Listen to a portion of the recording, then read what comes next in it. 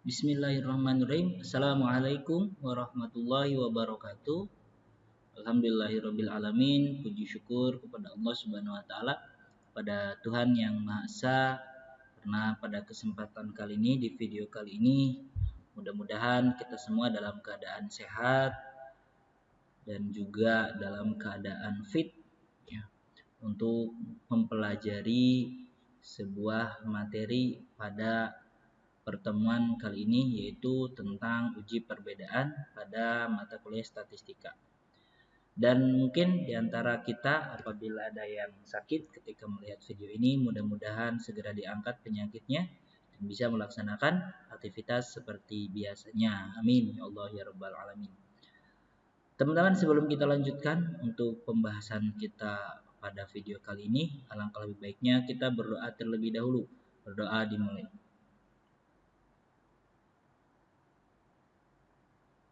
Berdoa selesai. Ya, teman-teman, untuk video kali ini kita akan membahas uji perbedaan, ya, di mana pada video sebelumnya itu sudah membahas uji korelasi namanya, atau uji melihat hubungan. Dan mungkin nanti ada tambahan lagi selain uji korelasi, ada namanya uji regresi. Ya, tapi ini video yang lain ya. Video yang nanti saya buat lagi. Ada video regresi namanya, uji korelasi itu untuk hubungan, uji regresi itu untuk pengaruh ya. Dan untuk yang sekarang kita masih akan membahas tentang uji perbedaan. Nah, uji-uji itu muncul dari sebuah hipotesis ya teman-teman, karena dalam statistika inferensi ya, itu memang kita akan menggunakan sebuah, atau kita akan membahas tentang sebuah hipotesis ya, praduga tak bersalah, bersalah bukan ya, berarti praduga itu asumsi ya, asumsi awal.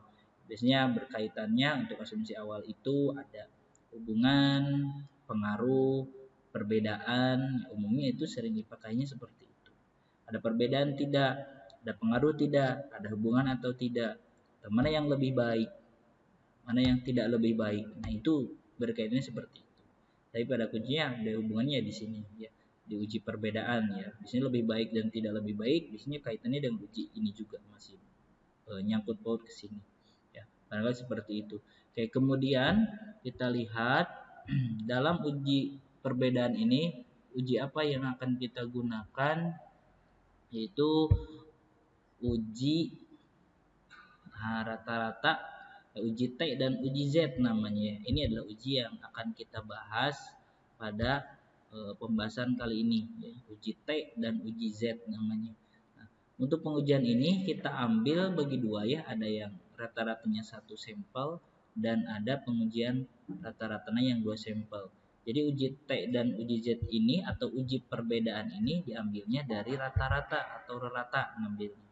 Jadi kita ambil rata-rata yang menjadi acuannya itu dari rata-rata. Nah, di sini ada uji T dan uji Z. Kemudian kita lihat uji rata-rata satu populasi ya, atau satu, mungkin nanti kaitannya dengan satu sampel ya. Satu populasi, jadi hanya ada satu. Uji rata-rata satu populasi merupakan satu uji hipotesis yang digunakan untuk mengetahui apakah suatu populasi memiliki rata-rata dengan nilai yang sama dengan, lebih dari, atau kurang dari. Jadi nanti lihatnya rata-rata itu sama, lebih dari, atau kurang dari. Nanti dilihatnya ada acuan tertentunya ya, diduga sebelumnya atau sampel diacak ya. Jadi nanti ada nilai rata-rata tertentu yang sudah diduga atau sudah ditetapkan. Misalkan nilai rata-ratanya tidak lebih dari 6 ya, misalkan nilai rata-rata UTS UAS itu tidak lebih dari 6 ya, tidak lebih kan, lebih dari atau kurang dari ya, atau kayak sama dengan 6 misalnya. Berarti kan nanti kaitannya kalau sama dengan 6 berarti itu bisa sama atau kurang dari atau tidak, bisa lebih dari atau kurang dari. Nanti dilihat situasionalnya ya, kira-kira kemana. Nah, untuk menentukan ini dari mana rata-rata tentunya itu tergantung, bisa kita dengan analisis sendiri, perkiraan, asumsi kita 6 atau 7 itu nggak masalah. Atau kita sudah mengambil dari yang sebelumnya. Ya, sebelumnya biasanya umumnya itu sekian, itu bisa seperti itu. Jadi ini ditentukannya oleh kita, jadi bebas ya. Kemudian uji rata-rata satu populasi dapat dilakukan dengan menggunakan dua alternatif ya. Nah, dua alternatif ya, tadi ya sudah dijelaskan, ada uji T dan uji Z namanya. Nah, kita lihat karakteristiknya.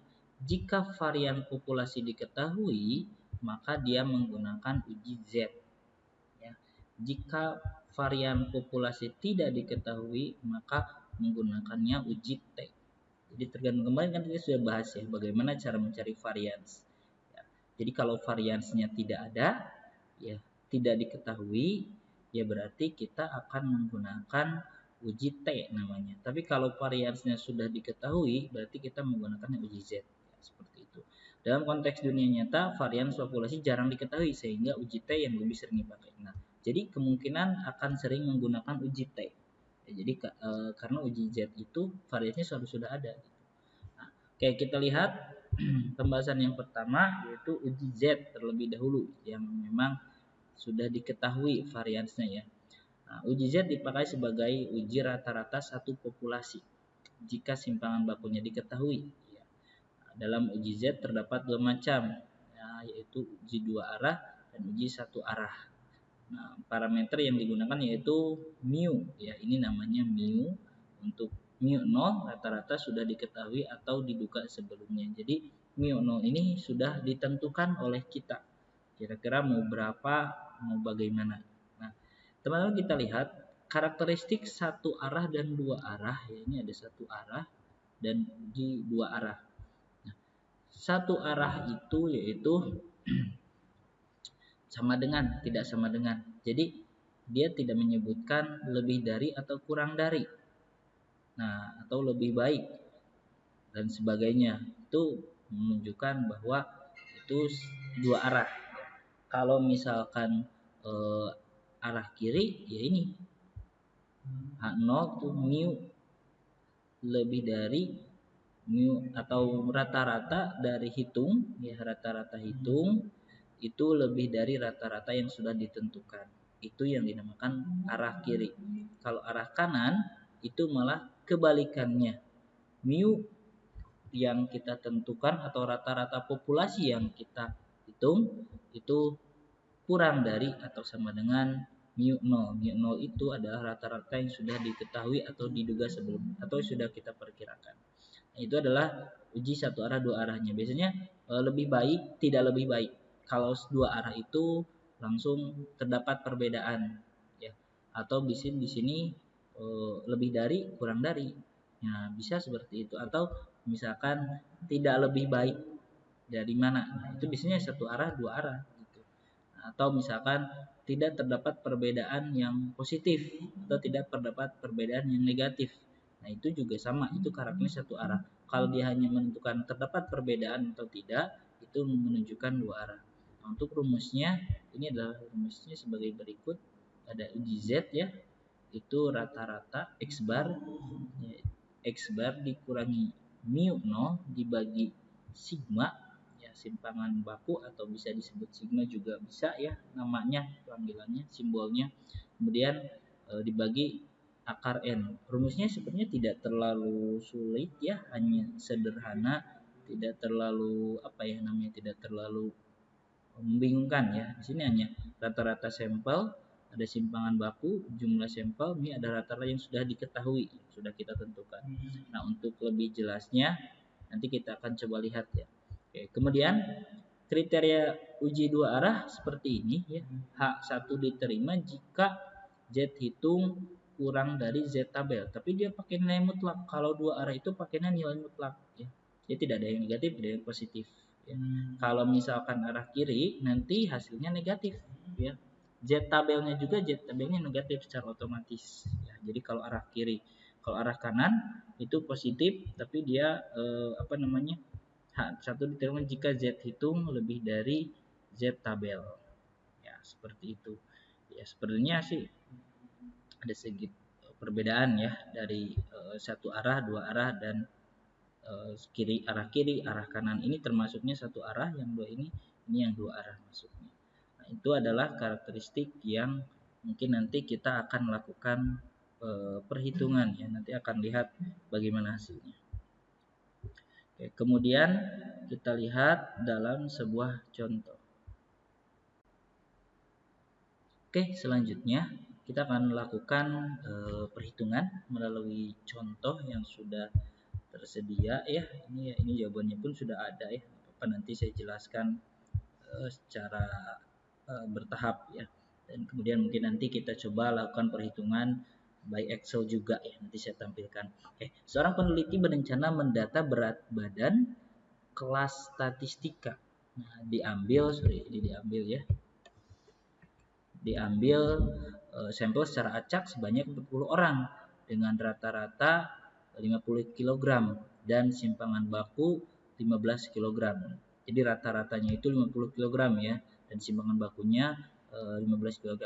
Dengan menggunakan taraf signifikansi 5%, ujilah dugaan. Nah, ujilah dugaan bahwa ini saya garis bawahi ya, atau saya bold. Ujilah bahwa dugaan bahwa berat badan kurang dari 54 kg. Ini kan rata-rata ya, rata-rata benar tidaknya. Berarti memang kita harus melakukan uji walaupun sudah ada rata-ratanya, tapi tetap ini kan benar 50, ratanya 50 belum tentu karena kita harus coba dulu. Nah, dari hasil soal tersebut yang pertama kita harus membuat hipotesisnya terlebih dahulu. Nah, hipotesis ini muncul dari pernyataan yang terakhir ini nih. Nah, yaitu bahwa rata-rata berat badan kurang dari 54 kg. Ini merupakan hipotesis alternatif. Inilah praduga kita. Berarti ini termasuk H1 namanya. Nah, untuk H0-nya berarti ini kan kurang dari, berarti kebalikannya H0 itu. Berarti rata-rata berat badan kelas statistika lebih dari atau sama dengan 54 kg. Nah, ini kebalikannya. Jadi H0 itu pasti kebalikan dari apa yang kita utarakan gitu ya. Kalau kita menyebutnya lebih dari, berarti ya ini termasuknya nanti H0-nya kurang dari gitu, kebalikan. Nah, ini yang dimasukkan contoh yang termasuk kategori kriteria satu arah dari kiri dan hasilnya nanti akan negatif. Karena dari kata-katanya juga kurang, berarti dia akan negatif nantinya. Itu ya. Oke, kemudian statistika hipotesisnya yang kedua yaitu H0 yaitu mu lebih dari atau sama dengan 54 dan H1-nya itu mu kurang dari 54. Oke ya. Kemudian kita lakukan perhitungan mencari Z hitung ya, mencari Z hitung. Nah, Z hitung itu diambil dari rumusnya rata-rata kurangi mu 0 dibagi simpangan bakunya sudah ada ya, ini simpangan baku. Nah, simpangan bakunya sudah ada dibagi N, jumlah datanya ada 40. Kita lakukan perhitungan 50 kurangi 54 dibagi 15 bagi akar 40. Nah, sama dengan hasilnya adalah negatif ya, karena dia memang dari arah kiri ya, sehingga hasilnya negatif. Nah, teman-teman kita coba lakukan perhitungan ya, apakah benar atau tidaknya. Kita menggunakan uji Z berarti sama dengan, kasih tanda kurung dulu karena kita harus mendahulukan ya, 50. Saya takutnya salah ya dalam melakukan perhitungan ya, kita cross check sama-sama ya, dibagi, berarti dibagi, ini kasih tanda kurung lagi 15, kemudian dibagi SQRT ya 40, kurung tutupnya kasih 2 kali, atau ini ya udah benar ya. Kita coba lakukan perhitungan, hasilnya adalah sekian. Ini sudah dibulatkan, kalaupun tidak ya kita coba tulis berapa ya, 1,4 ya, 4 di belakang koma ya biasanya ya, atau 2 di belakang koma sih bebas ya, kalau misalkan mau kita tulis dulu bolehlah. 1, min 1, tadi itu berapa, 6865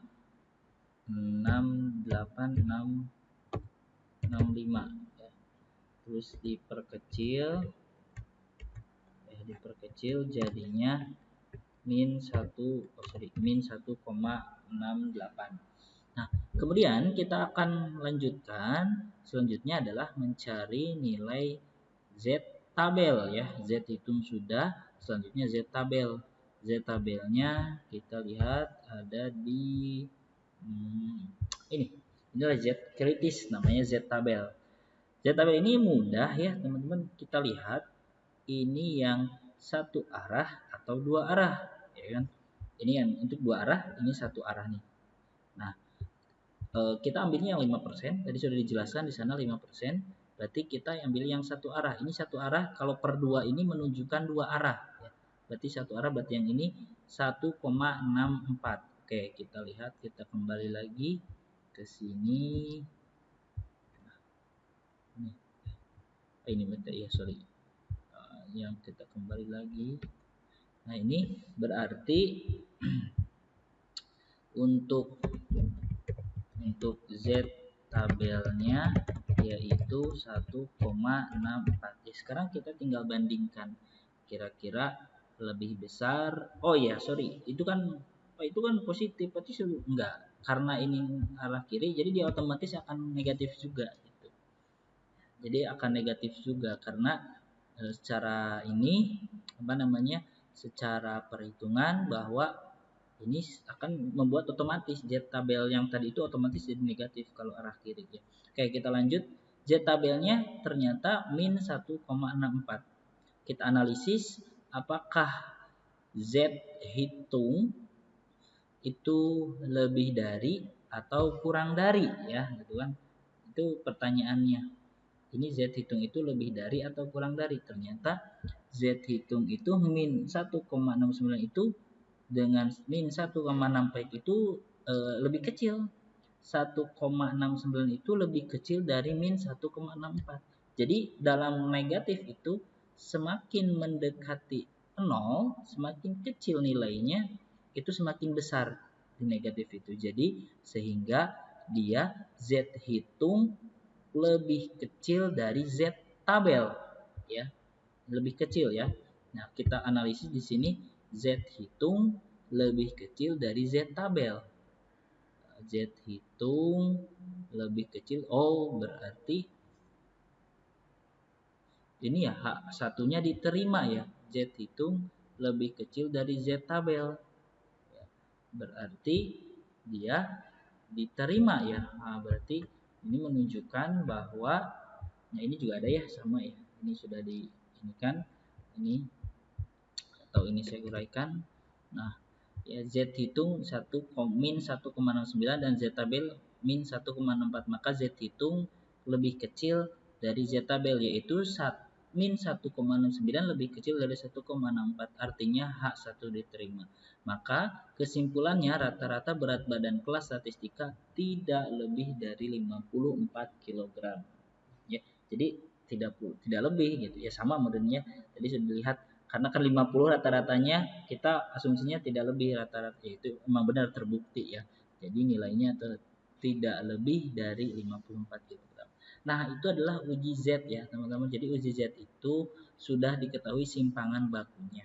Ya, kalau misalkan tidak diketahui ya berarti itu bukan uji Z namanya, itu uji T.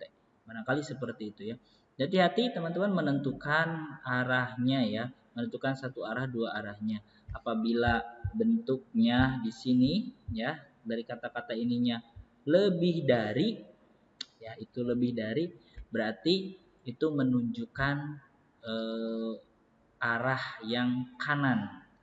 Paling kalau dua arah itu rata-rata tidak sama dengan, kata-katanya seperti itu, tidak sama dengan, itu berarti, atau sama dengan, itu berarti dua arah. Ya, itu bedanya. Jadi kata-kata di sini yang sangat berpengaruh itu satu arah dua arah. Oke, selanjutnya kita akan melakukan uji yang satunya yaitu uji T. Uji T ini berarti simpangan bakunya tidak diketahui. Berarti otomatis kita harus melakukan perhitungan. Ya, teman-teman, kita harus melakukan perhitungan. Karakteristiknya sama seperti sebelumnya ya. Ada uji dua arah, ada uji satu arah, arah kanan, arah kiri. Ya, hasilnya akan tetap sama seperti tadi ya. Jika uji T terdapat dua macam pengujian, yaitu uji satu arah, dua arah, ya sama ya seperti tadi lah, intinya masih sama, hanya saja di sini tidak diketahui simpangan bakunya.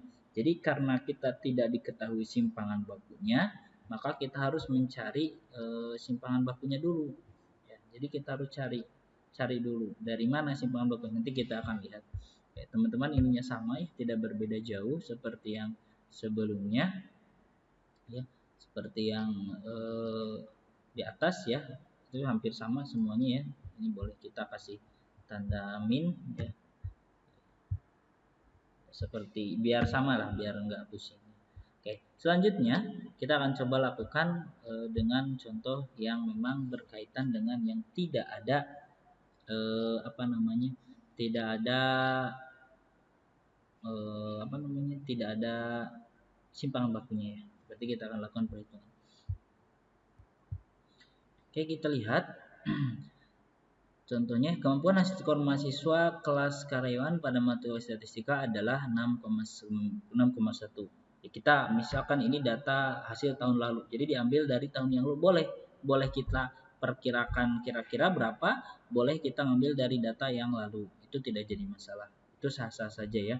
Kemudian untuk melihat apakah terdapat perbedaan antara mahasiswa tahun lalu dan tahun sekarang, maka akan coba diuji dengan mengambil 100 sampel atau 100 mahasiswa secara acak pada mahasiswa dan diberikan soal yang sama. Jadi kita ambil dari 100 mahasiswa yang sekarang kita ya. Jadi ini yang sekarang tujuannya, dan diberikan soal yang sama, kemudian ambil sampel 10 siswa untuk diambil nilainya. Misalkan dengan nilai alfa 0,05 ya, umumnya memang kita menggunakannya 0,05 ya. Kemudian ini berikut datanya 4,5, 8,2, 7,3 dan seterusnya. Kita lakukan perhitungan. Langkah yang pertama seperti biasa, kita buat hipotesisnya terlebih dahulu. Ya. Di sini karena di sini karakteristiknya kita baca dulu ya. Ini menunjukkan terdapat perbedaan. Kita tidak tahu perbedaan positif atau lebih baik dan tidaknya. Yang penting perbedaan. Berarti ini karakteristiknya uji dua arah, teman-teman ya. Karena di sini hanya menunjukkan terdapat perbedaan atau tidak lebih baik, enggak ya, karena di sini hanya ingin melihat apakah terdapat perbedaan antara sekarang. Nah, berarti di sini karakteristiknya dua arah karena hanya ingin melihat beda atau tidak, bukan berarti karakteristik tahun ini tidak lebih baik atau lebih baik. Nah, itu baru satu arah kalau kata-katanya seperti itu. Kalau katanya seperti ini, itu termasuk dua arah namanya ya. Oke, kemudian kita sudah tahu ya, atau kita tulis deh di sininya karakteristik menunjukkan dua arah, udah gitu ya, misal di awal sudah analis dulu ya. Kemudian H0-nya tidak terdapat perbedaan, karena dari kan ini melihat ada perbedaan. H1 itu asumsi kita inginnya ada perbedaan gitu, itu dia. Kalau misalkan ini berarti kecuali asumsi di sananya kita tidak terdapat perbedaan, inginnya seperti itu ya, asumsi kita. Asumsi itu tidak, inginnya tidak, berarti kita balikan. Kalau asumsi kitanya tidak terdapat perbedaan, sedangkan asumsi kita di sini apakah terdapat perbedaan, nah berarti itu asumsi kita, itu menjadi H1. Kalau di sininya apakah tidak terdapat perbedaan, ya berarti itu asumsi kita. Tapi biasanya umumnya sih tidak terdapat perbedaan itu termasuk ke H0. Kita acuannya ingin terdapat perbedaan, itu sih biasanya umumnya seperti itu. Kemudian statistik hipotesisnya H0 ini kan tidak terdapat perbedaan, berarti sama dengan 6,1. Kalau H1 itu mu tidak sama dengan 6,1. Kita lihat ini tabelnya. Jadi kita buat tabel terlebih dahulu. Tabelnya di dikebawahkannya biar mudah, kemudian dikuadratkan, nanti dihitung jumlahnya dan dihitung rata-ratanya. Ya, teman-teman, saya yakin tidak akan terlalu kesulitan kalau masalah ini ya. Tinggal lakukan perhitungan dihitung ya. Di Excel juga sudah bisa, kalau ini mah dikuadratkan sudah bisa ya. Nanti dijumlahkan, ini jumlahnya, ini rata-ratanya. Jadi kita sudah ketemu ada jumlah dan ada rata-rata. Nah, kemudian bagaimana cara melakukan perhitungannya? Perhitungan tadi kita sudah ada rumusnya ya. Ini rumusnya, rata-rata dikurangi mu 0 dibagi S dibagi akar N. Nah, Di sini kan ada rata-rata sampel, tadi sudah ada ya. Kemudian simpangan bakunya berarti belum ada ya. Jumlah sampel sudah ada, rata-rata yang sudah diketahui. Nah, berarti kan kita ada PR, bukan ada PR, kita harus nyari dulu simpangan bakunya. Nah, kita harus melakukan perhitungan mencari simpangan baku terlebih dahulu. Nah, untuk mencari simpangan baku, teman-teman kita harus melakukan perhitungan dari jumlah data tersebut. Ya, oke. Kita lihat di sini sigma X dibagi N. Sigma X kita sudah tahu ya tadi 94,8 dibagi rata-rata ya, 13 hasilnya 7,29. Ini rata-rata ya. Sudah ketemu. Oke. Kemudian nah, di sini ada sigma X kuadrat sama dengan sigma X kuadrat dikurangi sigma X dikuadratkan dibagi N. 766,6694,2 kuadrat dibagi 13. Nah, hasilnya adalah 3,55. Nah, kemudian setelah ketemu 3,55 dibagi 13 per 2 dan hasilnya adalah ini yang jadi simpangan baku. Oke, teman-teman kita ulang lagi ya supaya teman-teman sedikit tidak terlalu bingung ya. Atau saya coba kopikan dulu ini ke sini ya supaya kelihatan. Oh, ini sudah ada ya. Oh, belum ada. Nah, sorry, saya buat tabel aja. Nah, ini kita simpan di sini supaya teman-teman tidak pusing ya. Oke, kita lihat. Nah, ini adalah X ya, X bar, ini jumlah X, ini rata-rata, rata X ya. Nah, ini jumlah X ya, sigma X. Atau saya warnanya ganti dulu, warna putih ya supaya kelihatan.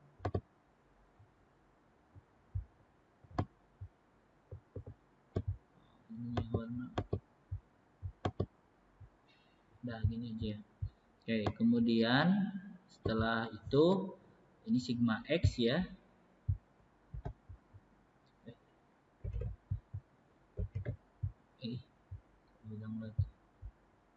Ini sigma X ya. Kemudian ini adalah sigma X kuadrat.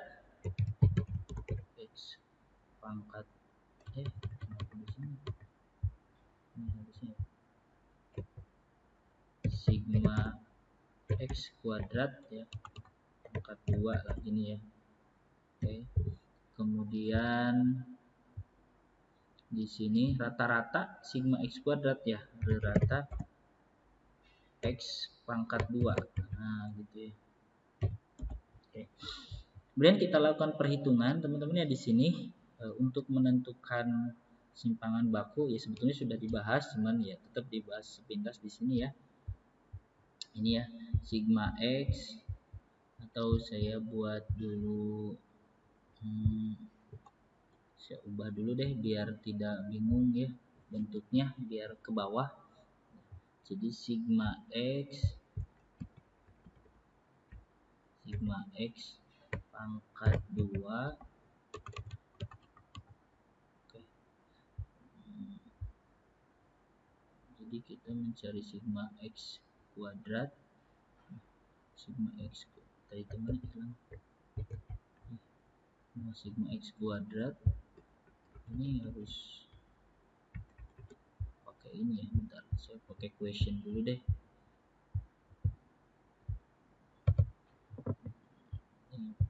Kita lihat equation. Oke, N ya di sini.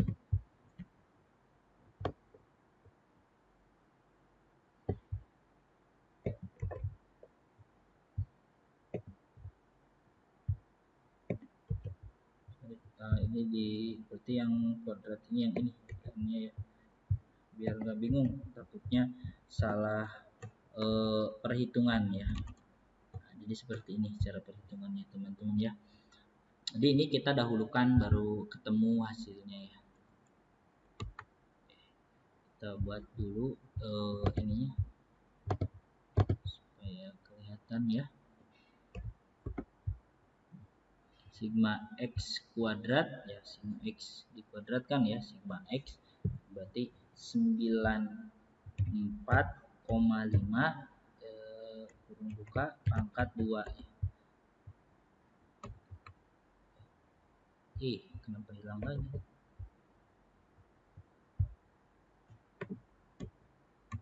Ini nggak bisa ini. Oke deh, kita coba langsung pakai yang ini. Bentar, mana ya tadi?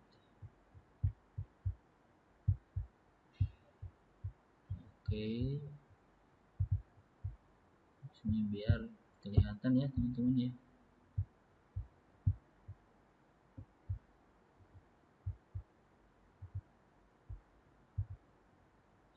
Ini malah hilang. Nah, seperti ini ya. 94,8 pangkat 2 dibagi 13 ya. Itu adalah hasilnya ya.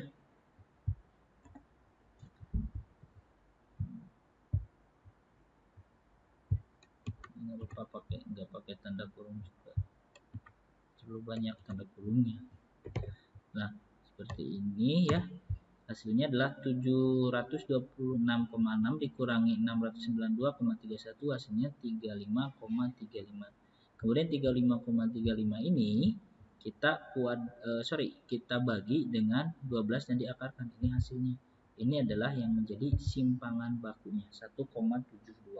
Nah, setelah itu kita lakukan perhitungan sama seperti tadi, maka hasilnya adalah 7, karena X kan, rata-rata X ini kan 7,29.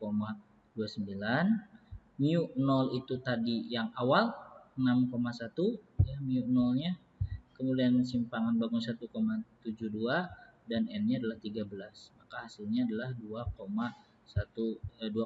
Atau kita coba teman-teman lakukan perhitungan ya secara manual seperti ini. Berarti 7,29 buka 7,29 dikurangi 6,1 kurung tutup dibagi 1 atau kurung buka lagi 1,72 dibagi SQRT 13 kurung tutup ya. Kemudian kita enter, hasilnya 2,49 dan seterusnya, dibulatkan jadi 2,5 ya. Tuh seperti itu. Kemudian untuk menunjukkan T tabel ya, T tabel kita lihat ini T tabel ya teman-teman. Nah, T tabel itu diambil yang 0,05 dan 0,25, berarti yang ini ya. Dan 13, jumlah data kan 13 jumlah data, diambil dari jumlah data. Kalau tadi Z kritis beda ya, beda cerita Z kritis dengan ini. Kalau ini diambilnya dari jumlah datanya kalau T itu ya. T itu 2,616037. Wah, berarti ini ada banyak ya. Bisa kita, berarti ini jangan, kalau mau nggak dibulatkan bolehlah, tadi agak panjang ya. Ya misalkan 2,4945 lah. 2,4945 ya. Oke, seperti ini 53 lah, 53. Oke. Seperti sama ya yang tadi di sini hasilnya 21,6037. 0637. 0637 ya. 37. Nah, jadi teman-teman pembulatan di Excel di statistik itu tidak baku 2, 3. Jadi tergantung di tabelnya kita ngambil yang mana. Kadang ada tabel juga yang sudah dibulatkan, kita ambil yang itu. Kita buat acuan aja. Jadi ini fleksibel pembulatannya. Cuman umum kalau misalnya nggak ada yang tidak ada acuan yang sering berbeda dan sebagainya, ya enaknya sih 2 aja gitu. Kalau misalkan tidak ada yang seperti ini, Itu dua. Kalau ini kan kita menyesuaikan dengan tabelnya itu ada 5 di belakang koma, ya kita ambilkan, sesuaikan.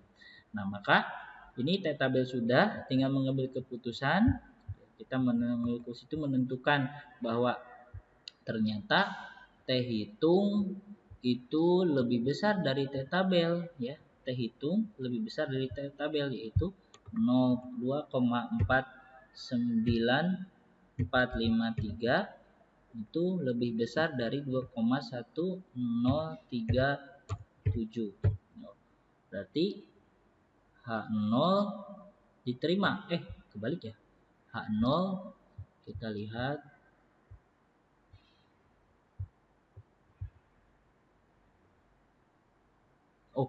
Jadi H1 ya, H1 yang diterima. Jadinya H1 yang diterima. H1 diterima. Yang artinya berarti terdapat perbedaan, ya. Terdapat perbedaan antara nilai rata-rata statistika masa tahun lalu dengan tahun sekarang. Karena kan H1 yang diterimanya, ya. Di sini kan mana tadi teh? Ini kan kriterianya H1 jika T hitung lebih besar dari T tabel. Nah, ini menunjukkan bahwa T hitung lebih besar dari T tabel, ya, yaitu 2, sekian, artinya H1 terima. Maka ini menunjukkan terdapat perbedaan antara nilai rata-rata statistika masa tahun lalu dengan tahun sekarang. Ini sesuai dengan ini, kan H1-nya.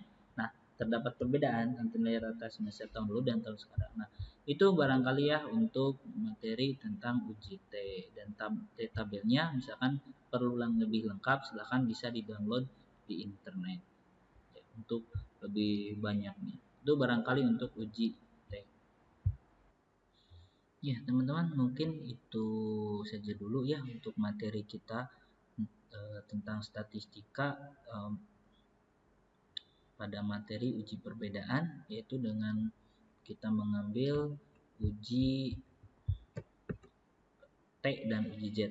Mudah-mudahan ada manfaatnya untuk video ini, dan apabila ada yang ingin ditanyakan, teman-teman boleh menghubungi saya secara langsung.